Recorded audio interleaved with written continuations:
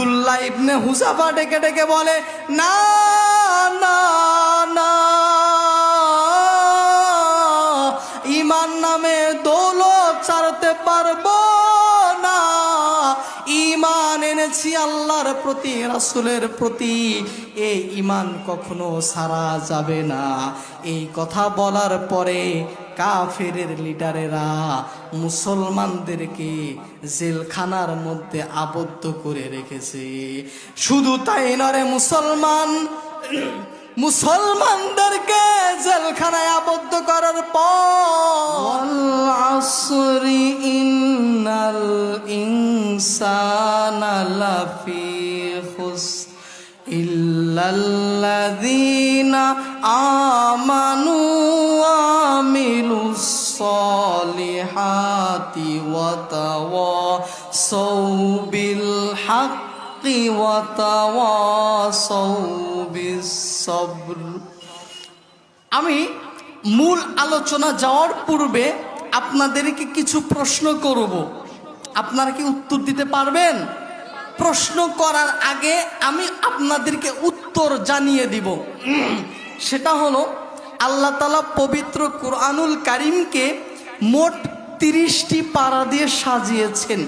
30টি পারার মধ্যে 114টি সূরা রয়েছে। আমি 114টি সূরার মধ্য থেকে 103 নম্বর সূরা পাঠ করেছি। এই সূরায় সর্বমোট 3টি আয়াত রয়েছে। এই সূরাটা মক্কায় অবতীর্ণ হয়েছে। সূরার নাম সূরাতুল আসর। এখন আপনারা বলেন, পবিত্র কোরআনকে আল্লাহ তাআলা কতটি পারা দিয়ে সাজিয়েছেন? মাশাআল্লাহ। 30টি পারার মধ্যে কতটি সূরা রয়েছে? 114টি। মাশাআল্লাহ। আমি 114টি সূরার মধ্য থেকে কত নম্বর সূরা পাঠ করেছি? মাশাআল্লাহ। এই সূরাতে মোট কতটি আয়াত রয়েছে? 3টি। এই সূরার নাম কি? সূরাতু আল আসর। চলুন আমরা সরাসরি তাফসিরে চলে যাই। আল্লাহ তাআলা এই সূরাতে সর্বমোট 3টি আয়াত দিয়েছেন। 3টি আয়াতের মধ্যে যারা ক্ষতিগ্রস্ত, পৃথিবীতে যারা ক্ষতিগ্রস্ত রয়েছে, ক্ষতি থেকে বেঁচে সাফল্য দিকে যাওয়ার জন্য কোন কোন কাজ করতে হবে সেই কর্মসূচিগুলো আল্লাহ তাআলা আমাদেরকে দিয়েছেন। রব্বুল আলামিন বলেন, ওয়াল আসরি ইন্নাল ইনসানা লাফি খুসর। রব্বুল আলামিন বললেন, সূরাতুল আসরের 1 নম্বর আয়াতের মধ্যে জানাইয়া দিলেন, ওয়াল আসরি, সময়ের কসম, আসরের কসম। আল্লাহ তাআলা কসম খেয়ে বলতেছেন, ইন্নাল ইনসানা লাফি খুসর। পৃথিবীর মধ্যে যত মানুষ আছে, পৃথিবীর মধ্যে যত ব্যক্তি আছে, সব মানুষই ক্ষতিগ্রস্ত। বলি নাউজুবিল্লাহ। আল্লাহ বললেন প্রথম আয়াতে, ওয়াল আসর, সময়ের কসম, জামানার কসম। বলার পরে বলতেছেন, ইন্নাল ইনসানা লাফি খুসর। পৃথিবীতে যত মানুষ রয়েছে, পৃথিবীতে যত ব্যক্তি রয়েছে, সমস্ত ব্যক্তি ক্ষতিগ্রস্ত। এই আয়াত যখন নাজিল হয়ে গেল, আল্লাহ রাসূলের চেহারা মোবারক লাল হয়ে গেল। আল্লাহকে জিজ্ঞাসা করলেন, ওগো আল্লাহ, সাহাবীরা কষ্ট করে ঈমান এনেছেন, সাহাবীরাও কি ধ্বংস? আল্লাহ বললেন, হ্যাঁ, সাহাবীরাও ধ্বংস। তবে যাদের মধ্যে 4টি গুণ থাকবে তারা ক্ষতি থেকে মুক্ত। কয়টি গুণ থাকতে হবে? 4টি। আপনাদেরকে মুখস্থ করে ফেলতে হবে। 3 নম্বর আয়াতে বলেন, ইল্লাল্লাযীনা আমানু।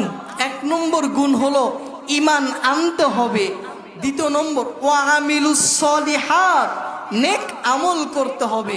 3 নম্বর, ওয়া তাওয়াসাউ বিল হাক্কি। 4 নম্বর, ওয়া তাওয়াসাউ বিস সবর, ধৈর্য ধারণ করতে হবে। তাহলে কয়টি গুণ অর্জন করতে হবে? 4টি। 1 নম্বর ঈমান, দ্বিতীয় নম্বর নেক আমল, তৃতীয় নম্বর সঠিক পথের উপরে চলতে হবে, চতুর্থ নম্বর ধৈর্য ধারণ করতে হবে। চলুন আমরা তাফসিরে চলে যাই। রব্বুল আলামিন বললেন সূরাতুল আসরের 1 নম্বর আয়াতের মধ্যে কসম খেয়ে বললেন, ও পৃথিবীর মানুষেরা, তোমরা ক্ষতিগ্রস্তর মধ্যে পড়ে আছো। যদি তোমরা ক্ষতি থেকে বাঁচতে চাও, তোমাদেরকে 4টি গুণ অর্জন করতে হবে। 1 নম্বর গুণের নাম আল্লাহ তাআলা বললেন ইল্লাল্লাযীনা আমানু, ঈমান আনতে হবে। ঈমান যদি তোমরা পরিপূর্ণভাবে আনতে পারো, তাহলে তোমরা ক্ষতি থেকে মুক্ত হয়ে যাবে।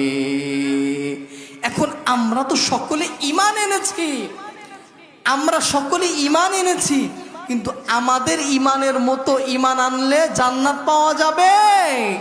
তাহলে কেমন ঈমান আনতে হবে? আল্লাহ তাআলা সূরা বাকারার মধ্যে বলেন আমিনু কামা আমানান নাস, ও পৃথিবীর মানুষেরা, আমিনু তোমরা ঈমান আনো যেইভাবে সাহাবায়ে কেরামরা ঈমান এনেছে। সাহাবায়ে কেরামের ঈমানের মতো যদি ঈমান আনতে পারো, তাহলে তোমাদের জন্য রয়েছে জান্নাত। রব্বুল আলামিন বললেন আমিনু কামা আমানান নাস, আমিনু কামা আমানান নাস। আল্লাহ বললেন ও পৃথিবীর মানুষেরা, তোমরা ঈমান আনবা সাহাবীরা যেভাবে ঈমান এনেছে। সাহাবীদের ঈমানের মতো যদি তোমরা ঈমান আনতে পারো, তাহলে তোমরা ক্ষতি থেকে মুক্ত হতে পারবা। আর যদি সাহাবীদের ঈমানের মতো ঈমান না হয়, তাহলে ক্ষতি থেকে বাঁচতে পারবা না। সাহাবীদের ঈমান কেমন ছিল আমি যদি হাদিস শরীফ থেকে বলি, আপনাদের কষ্ট হবে নি? হযরত ওমর রাদিয়াল্লাহু তাআলা আনহুর জামানায় একটি বিশাল যুদ্ধ শুরু হয়ে গিয়েছে।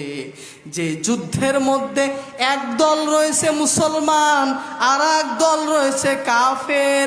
কাফেরদের লিডার বলতেছে, ও কাফেরেরা, আমরা জানি তোমরা মুসলমানদের সাথে বিজয় হতে পারবা না। কাফের 2 দল লাগে যুদ্ধ করার জন্য, এক পাশে মুসলমান আর এক পাশে কাফের। কাফেরদের লিডার বলতেছে, ও কাফেরেরা, তোমরা তো মুসলমানদের সাথে বিজয় হতে পারবা না, তবে বিজয় হতে পারো বা না পারো, শর্ত হইল মুসলমানদেরকে কয়েকজনকে ধরে আমাদের নিকটে আনবা, দেখবো ওদের ঈমানের পাওয়ার কত। মুসলমান ভাইয়েরা রে আমার, কাফেরদের লিডার যখন এই কথা বলছে, মুসলমানদের থেকে 1-2 জন কাফেরকে ধরে আনবা, তখন যুদ্ধ শুরু হয়ে গেল। যুদ্ধ শুরু হওয়ার পর মুসলমানেরা বিজয় অর্জন করেছে। কাফেরদের লিডারের কথা অনুযায়ী মুসলমানদের 5 জন সৈন্য বাহিনীকে ধরে নিয়ে গিয়েছে। মুসলমানদেরকে যখন ধরে নিয়ে গেছে, মুসলমানদের ধরে নেওয়ার পর কাফেররা জিজ্ঞাসা করতেছে, আব্দুল্লাহ ইবনে হুযাফা, আমার কাছে আমার থেকে তোমরা মুক্তি পেয়ে যাইবা, আমার থেকে তোমরা মুক্তি পেয়ে যাইবা, এবং এত সম্পদ দেখতেছো, সম্পদের মধ্যে থেকে অর্ধেক সম্পদ পেয়ে যাবা, এবং আমার একটা সুন্দরী মেয়ে আছে, আমার সুন্দরী মেয়েকে তোমার সাথে বিয়ে দিয়ে দিব, তবে শর্ত হইল তোমার ঈমান নামে দৌলত ছাড়তে হবে। আব্দুল্লাহ ইবনে হুযাফা ডেকে ডেকে বলে, না না না, ঈমান নামে দৌলত ছাড়তে পারবো না। ঈমান এনেছি আল্লাহর প্রতি, রাসূলের প্রতি, এই ঈমান কখনো ছাড়া যাবে না। এই কথা বলার পরে কাফেরের লিডারেরা মুসলমানদেরকে জেলখানার মধ্যে আবদ্ধ করে রেখেছে। শুধু তাই নয়,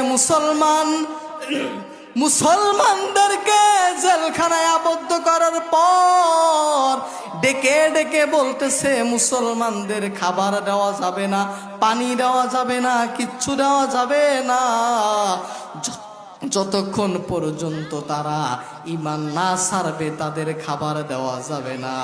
এই কথা বলার পরে কাফেরদের লিডার বলতেছে, যখন দেখবা মারা যাওয়ার উপক্রম হয়ে যাবে তখন তাদের অল্প কিছু খাবার দিবা। এক সপ্তাহ যাওয়ার পরে তাদের সামনে কিছু খাবার এনেছে। খাবার আনার পরে আব্দুল্লাহ ইবনে হুযাফা খাবার খাবে। এই সময় ডেকে ডেকে বলে, আব্দুল্লাহ ইবনে হুযাফা, এই খাবার খেলে তোমার ঈমান থাকবে না। বলে কি জন্য? বলে এটা হলো শুকরের মাংস আর হলো মদ, এটা খেলে তোমার ঈমান নষ্ট হয়ে যাবে। 7 দিনের ক্ষুধার্ত সাহাবী ওই খাবার খেলো না, না খেয়ে ফেলে দিল এবং বলল, আমরা ঈমান ছাড়বো না, ঈমানের জন্য জীবন দেব, সব দেব, তবু ঈমান ছাড়াতে রাজি হব না। দেখেন সাহাবায়ে কেরাম 7 দিন না খেয়ে থেকেছে, তবুও তারা ঈমান ছাড়ে নাই। আমরা কি সাহাবীদের মতো ঈমান আনতে চাই? যদি আমরা সাহাবীদের মতো ঈমান আনতে চাই, ঈমান ছাড়া যাবে না, আমাদের ঈমানকে পাকাপোক্ত করতে হবে। ও বাংলার মুসলমানেরা, ঈমানকে টিকে রাখার জন্য, ঈমানকে মজবুত করার জন্য যদি কোনো বেঈমান, যদি কোনো কাফের ইসলামের বিরোধিতা করে, ইসলামের নামে কোনো কটূক্তি করে, আমরা তাদের বাংলার জমিনে থাকতে দেব না। তাহলে বলেছিলাম কয়টি গুণ অর্জন করতে হবে? 4টি। 1 নম্বর ঈমান, 2 নম্বর বললেন ওয়া আমিলুস সলিহাত, নেক আমল করতে হবে। শুধু ঈমান আনলে চলবে না, বরং নেক আমল করতে হবে। আবার শুধু নেক আমল করলে চলবে না, ঈমানও আনতে হবে। 3 নম্বর গুণ হইল ওয়াতাওয়াসাউ বিল হক, সঠিক পথের উপরে চলতে হবে। 4 নম্বর গুণ ওয়াতাওয়াসাউ বিস সবর, ধৈর্য ধারণ করতে হবে। যদি কোনো ব্যক্তি ঈমান, নেক আমল, সঠিক পথ এবং ধৈর্য ধারণ করে, আল্লাহ তাআলা বলেন তাদের জন্য রয়েছে জান্নাত। এমন জান্নাত রেখেছি বান্দারা কখনো চোখেও দেখেনি। বলে সুবহানাল্লাহ। তাহলে আজকের বয়ানের সার কথা হলো সূরাতু আল আসরের সংক্ষেপে তাফসীর। আল্লাহ তাআলা বললেন ওয়াল আসর, সময়ের কসম, ইন্নাল ইনসানা লাফি খুসর, পৃথিবীর সবাই ক্ষতিগ্রস্ত, তবে যারা 4টি গুণ অর্জন করবে তারা ক্ষতি থেকে মুক্ত হবে। 1 নম্বর গুণের নাম কি? ঈমান। 2 নম্বর গুণের নাম নেক আমল। 3 নম্বর সঠিক পথের উপরে। 4 নম্বর বেশি বেশি ধৈর্য ধারণ করতে হবে। আল্লাহ তাআলা কথাগুলোর উপরে সর্বপ্রথম আমাকে, এরপরে আপনাদের আমল করার তৌফিক দান করুন। ওমা তৌফিক ইল্লা বিল্লাহ। আসসালামু আলাইকুম ওয়া রাহমাতুল্লাহ।